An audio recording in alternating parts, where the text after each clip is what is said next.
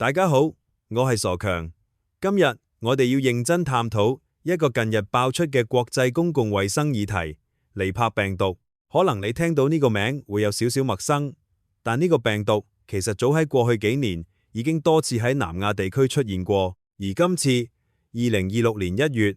印度再度爆發尼柏病毒個案，而今次影響範圍係西孟加拉邦加爾各答附近。根據當地衛生部門通報，至少已經有5宗確診，其中包括醫護人員。呢啲唔係傳聞，而係實實在在嘅病例。尼柏病毒一旦出現，令人關注嘅係佢高致死率同缺乏疫苗。今次爆發，當局已經迅速隔離密切接觸者，並加強病例追蹤，防止進一步蔓延。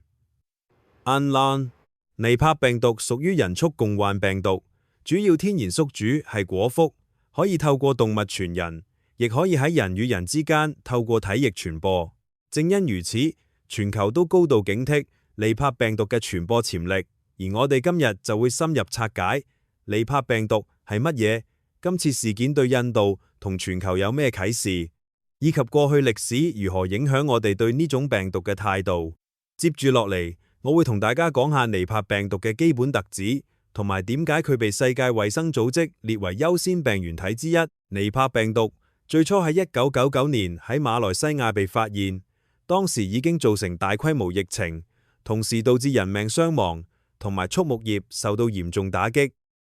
所以今次印度再度出現尼柏病毒，其實唔係一件突然出現嘅事，而更似係一個歷史重演嘅警號。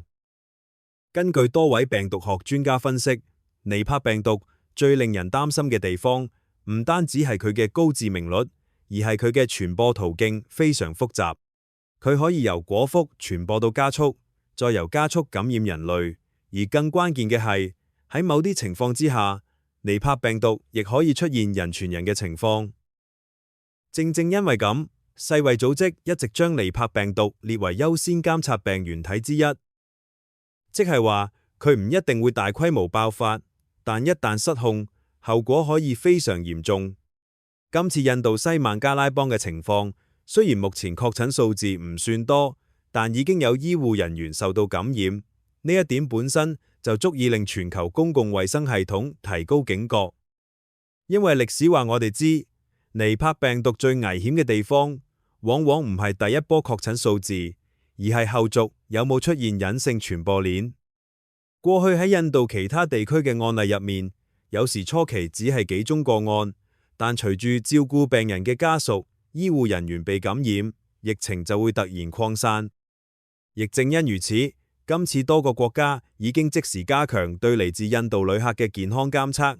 但暫時未去到全面封關嘅程度。而講到呢度，可能你心入面會開始問一個問題：尼柏病毒會唔會變成下一個新冠？呢個問題其實好多人都喺問，而答案並唔係簡單嘅會或者唔會。接落嚟，我會同你拆解清楚尼柏病毒同新冠病毒之間真正嘅分別喺邊度，以及點解專家既高度警惕，但同時又冇建議全球恐慌。講到呢度，就一定要正面回應一個最多人關心嘅問題：尼柏病毒會唔會變成下一個新冠病毒？老實講，呢個擔心唔係多餘嘅，因為從數字上睇，尼柏病毒嘅死亡率確實比新冠高出好多倍。喺部分歷史案例入面，尼柏病毒嘅致死率可以高達40%，甚至去到70%以上。但如果我哋冷靜啲拆解，就會發現高致命率唔等於高傳播力。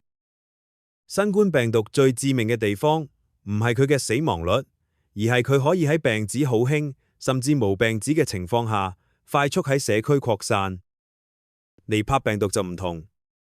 根據目前所有研究，尼柏病毒多數情況下需要密切接觸患者體液先會傳播，而唔係單靠空氣遠距離散播。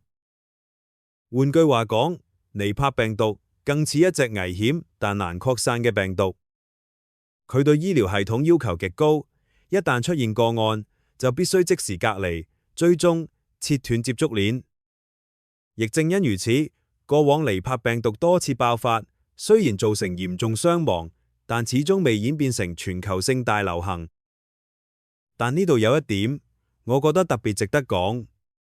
尼柏病毒真正令人擔心嘅，唔係而家嘅疫情規模，而係佢背後反映緊嘅一個長期問題。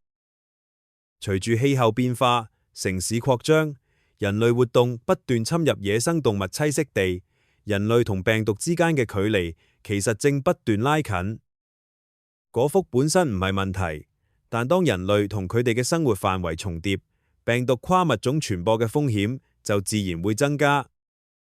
所以專家而家嘅態度其實好清晰，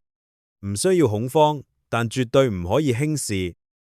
對普通人嚟講，現階段最重要嘅唔係擔心會唔會世界末日，而係保持基本衛生意識，留意可靠新聞來源，而唔好被誇張標題牽住走。而對政府同公共衛生系統嚟講，尼柏病毒就係一個提醒，疫情防控唔可以只係事後反應，而係要長期準備。如果你問我一句，今次印度尼柏病毒事件最值得我哋學嘅係乜？我會話唔係恐懼，而係警覺。世界其實一直都有病毒，只係有時我哋選擇唔去睇。而真正嘅安全，從來唔係假裝冇風險，而係喺有風險嘅時候，仍然保持理性、資訊清晰，同埋唔被恐慌控制。如果你覺得呢條片幫你更清楚理解尼柏病毒，而唔係單純嚇你一餐，記得留言講下你點睇。你覺得未來人類面對新病毒最大嘅敵人，究竟係病毒本身，定係我哋對資訊嘅恐慌？我係傻強，我哋下條片再見。